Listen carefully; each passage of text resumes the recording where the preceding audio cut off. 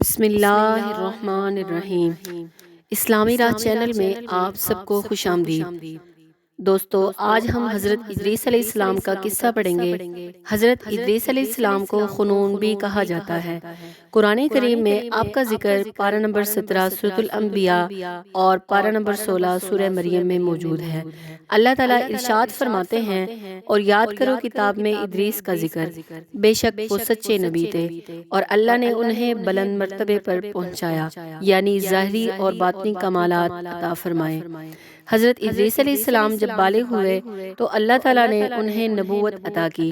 نبوت ملنے پر آپ نے بھٹکے ہوئے لوگوں کو تبلیغ شروع کی۔ شریر لوگوں نے آپ کی بات نہ مانی، البتہ ایک مختصر سی جماعت ضرور آپ پر ایمان لے آئی، اور وہاں سے آپ نے ہجرت کا ارادہ فرمایا۔ ان کے پیروکار بابل میں رہتے تھے۔ بابل کے ساتھ ہی دریائے دجلہ اور فرات بہتے تھے۔ ان کی وجہ سے یہ تمام علاقہ سرسبز و شاداب تھا، اور ان حضرات کا یہاں سے جانے کو جی نہیں چاہتا تھا۔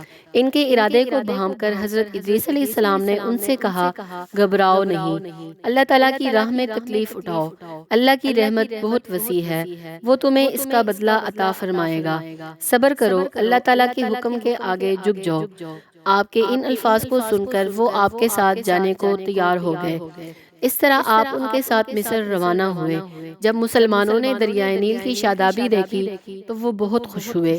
اس وقت حضرت ادریس علیہ السلام نے ان سے فرمایا، دیکھ لو، یہ جگہ تمہارے بابل کی طرح سرسبز و شاداب ہے۔ دریائے نیل کے کنارے کوئی بہترین سی جگہ پسند کر لو اور وہیں ٹھہر جاؤ۔ اس طرح یہ حضرات وہاں ٹھہر گئے، اور حضرت ادریس علیہ السلام نے یہاں پہ بھی اپنا کام شروع کر دیا، یعنی دین کی تبلیغ شروع کر دی۔ حضرت ادریس علیہ السلام ہر طرح کی زبانیں جانتے تھے، لوگ بھی مختلف زبانیں جانے والے تھے۔ آپ نے انہیں دین کی تبلیغ کے ساتھ ساتھ شہری زندگی گزارنے کے طریقے بھی سکھائے۔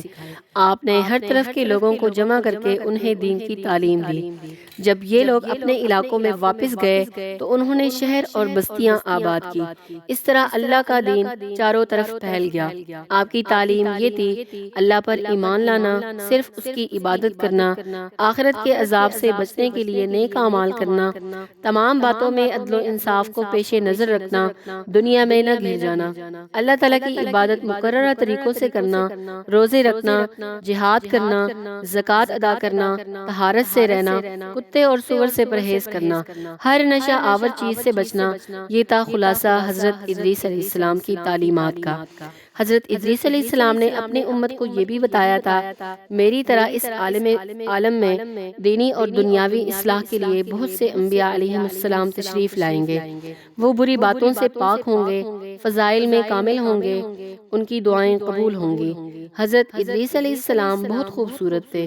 آپ کا رنگ گندمی تھا، قد و قامت پورا تھا، آپ دبلے پتلے تھے، آنکھیں سرمگی تھی، آپ کی گفتگو باوقار تھی، خاموشی پسند تھے، سنجیدہ طبیعت تھے، نظریں نیچی رکھتے تھے، خوب غور و فکر کے عادی تھے، بار بار شہادت کی انگلی سے اشارہ کرنے والے تھے۔ آپ فرمایا کرتے تھے، اللہ کی یاد اور نیک عمل کے لیے خلوص عمل شرط ہے۔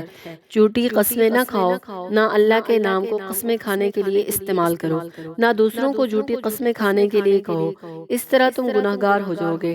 شریعت کے پابند بادشاہوں کی اطاعت کرو، اپنے سے بڑوں کے سامنے باادب رہو، اللہ کے ذکر سے اپنی زبان تر رکھو، دوسروں کے عیش اور خوشی پر حسد نہ کرو۔